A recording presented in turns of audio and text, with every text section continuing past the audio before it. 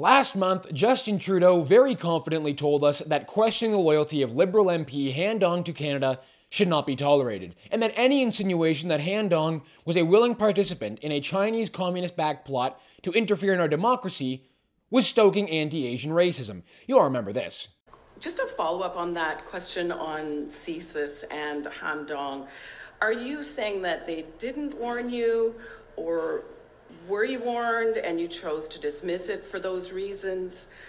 Just wanted some clarification.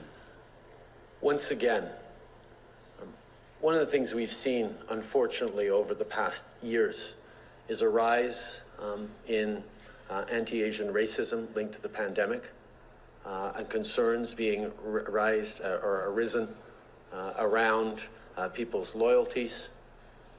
I want to make everyone understand fully that Han Dong is an outstanding member of our team, and suggestions that he is somehow not loyal to Canada should not be entertained. Funny how things can change in just 1 month. After the most explosive CSIS whistleblower allegations yet, that Liberal MP Han Dong advised Chinese consular staff, members of the communist regime in Beijing, to withhold the release of the two Michaels because it would benefit the Conservative Party of Canada, Han Dong was forced to resign from the Liberal caucus last night on the House floor. In a pathetic attempt to try and gain sympathy from Canadians, Han Dong broke out in a completely unscripted, emotional breakdown on the House floor, crying like a coward. Did Trudeau give Dong some acting lessons before his resignation speech last night? Also, to top it all off, Justin Trudeau's weak wannabe Twitter attack dog, Mark Garretson, wrote something so false on Twitter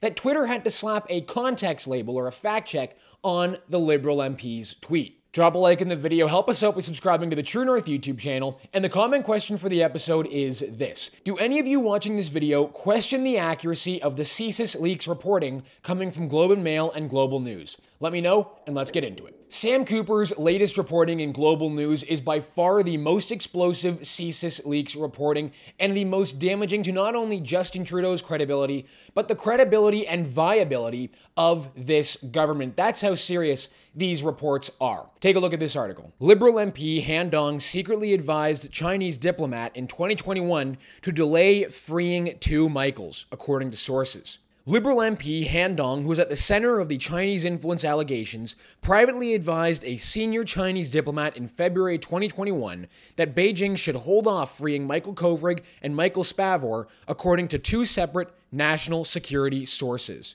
Both sources said Dong allegedly suggested to Han Tao, China's consul general in Toronto, that if Beijing released the two Michaels, whom China accused of espionage, the opposition Conservatives would benefit. Oh, the Conservatives would benefit from the release of Canadians being arbitrarily held by our worst enemy. Oh, the horror. Dong also allegedly recommended that Beijing show some progress in the Kovrig and Spavor cases, the two sources said.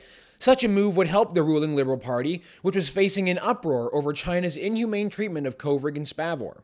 And it just continues to get worse from there. Take a look at this part. When asked to comment on the information provided by sources on the alleged Dong communications, CSIS spokesperson Eric Balsam wrote in a statement that the service could neither confirm nor deny the authenticity of the information. Weeks after the conversation between Dong and Consul General Han, China announced it had tried Spavor and then Kovrig behind closed doors on espionage charges. These allegations are just insane. And if true, the claims against Dong amount to some serious crime, heavy-duty crime, which carries with it some heavy-duty penalties. But it is important to mention that these are just allegations. These are anonymous sources, and they are simply allegations at this point. So it is important to make that point clear. But in what many are describing a tacit admission on the House floor, Liberal MP Han Dong immediately resigned from Liberal caucus in disgrace last night when this story dropped.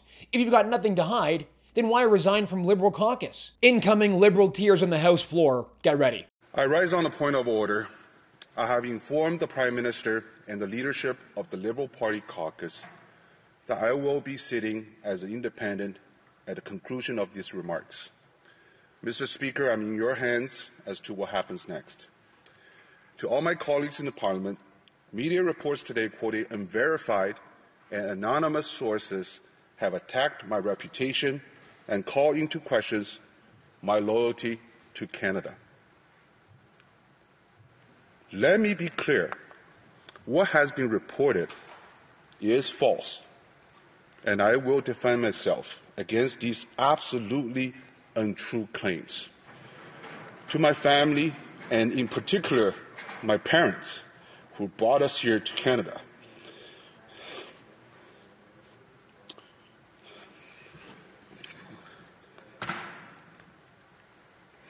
to my wife, Sophie, and my kids, I love you. I thank you for all the support and love you gave me. The truth will protect us. Our honor and our family will get through this together. Sorry about that. Thank you, Speaker.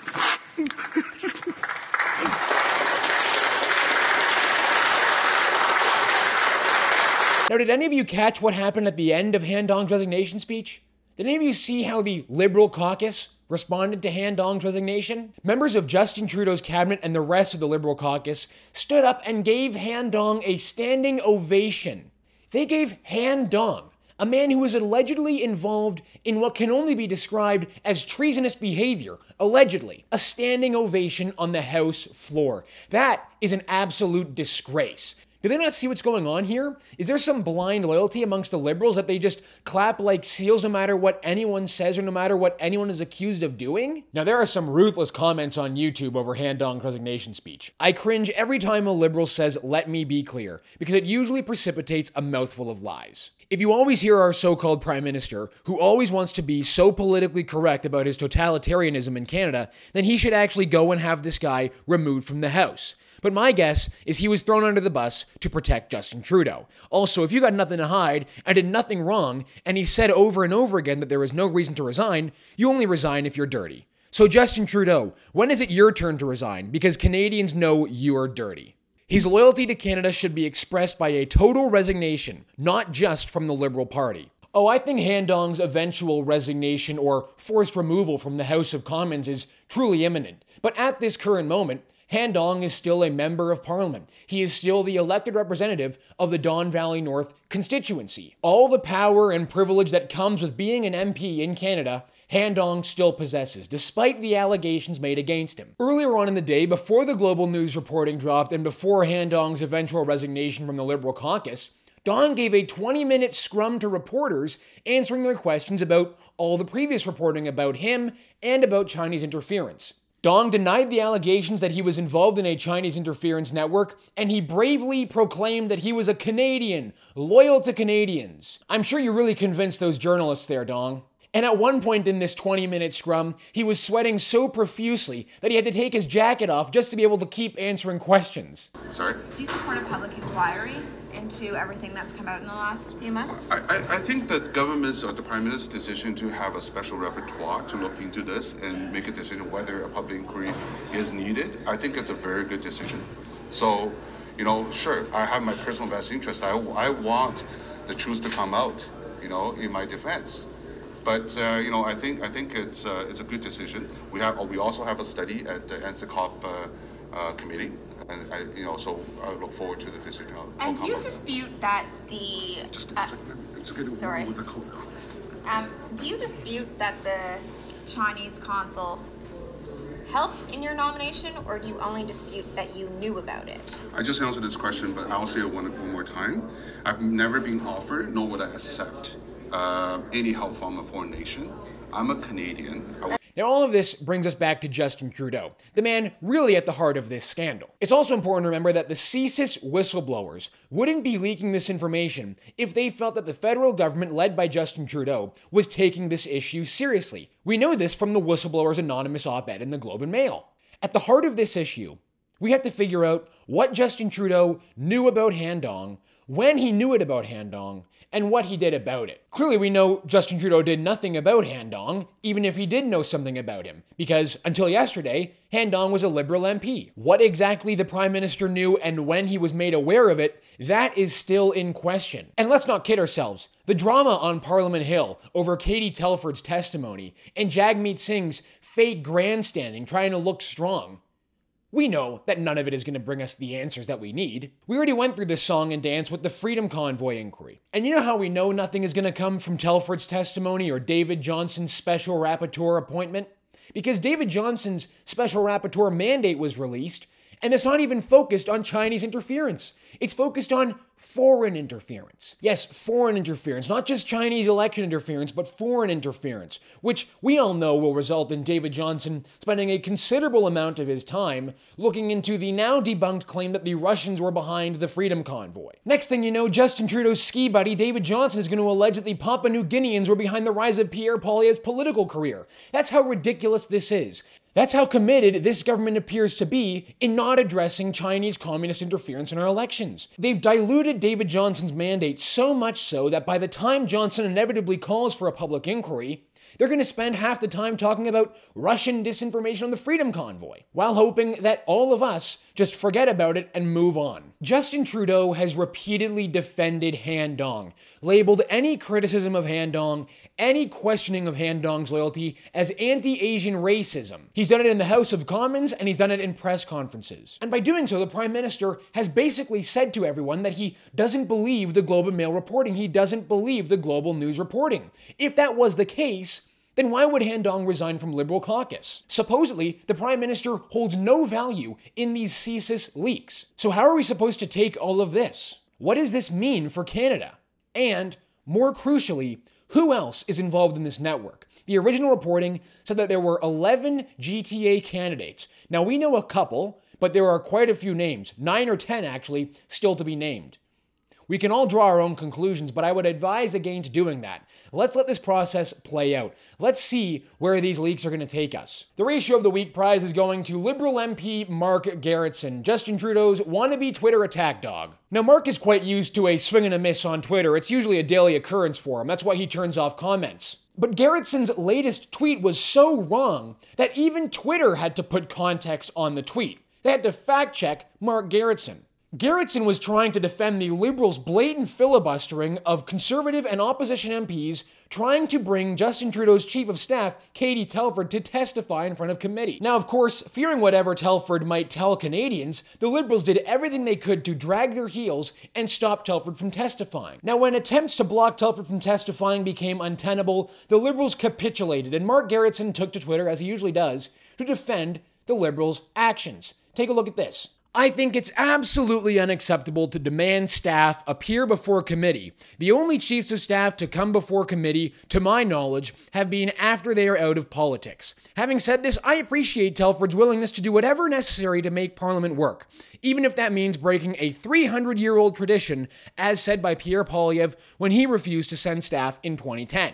And I didn't even see this latest development until recording right now. It gets even better. He got fact-checked twice on the same tweet. You have to see this. So the first fact check on the first tweet in this thread writes this: Telford has testified multiple times throughout his time in office. She testified in the WE scandal, and then puts a link to the CBC article, and in the Vance investigation, and then another CBC link. There was bipartisan support to hear her testify. Twitter had to put that on a Liberal MP's tweet.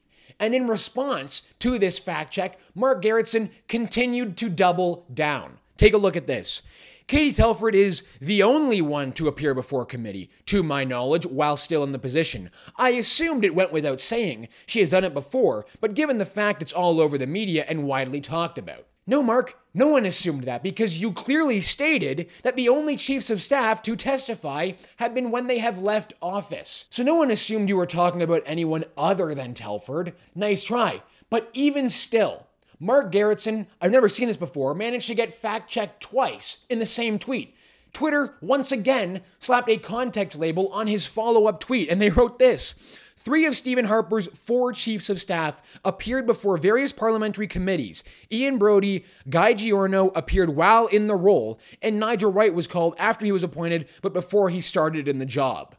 So, Mark, what do you call that? Now, unlike most Ratio of the Weeks, Journalists, blue-check journalists in the establishment oftentimes don't get involved in the comment section of these tweets, but this one was different. Liberal and conservative journalists in this country absolutely pilloried Mark Gerritsen for, like I said, blatantly not telling the truth. Terry Glavin, a National Post columnist, wrote this: Twitter has had to append one of its disinfo notes to this tweet because it's insanely wrong. Brian Lilley of the Toronto Sun wrote this: Liberal MP Mark Gerritsen is one of Trudeau's pit bulls. He says absolute crap that isn't true, hoping you will believe it.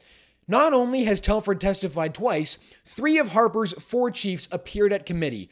Previous chiefs too. Mark lies. Brian Passafume of the National Post also wrote this: Mark's tweet here was so questionable it got an explainer tacked on by Twitter. How pathetic. How embarrassing. All right, everyone, that's going to do it for us this week on the show. Thank you so much for tuning in. Thank you for bearing with me while I have this temporary backdrop while I'm in the swamp of Ottawa. Everything will be back to normal on Monday. My name is Harrison Faulkner, and this is Ratio.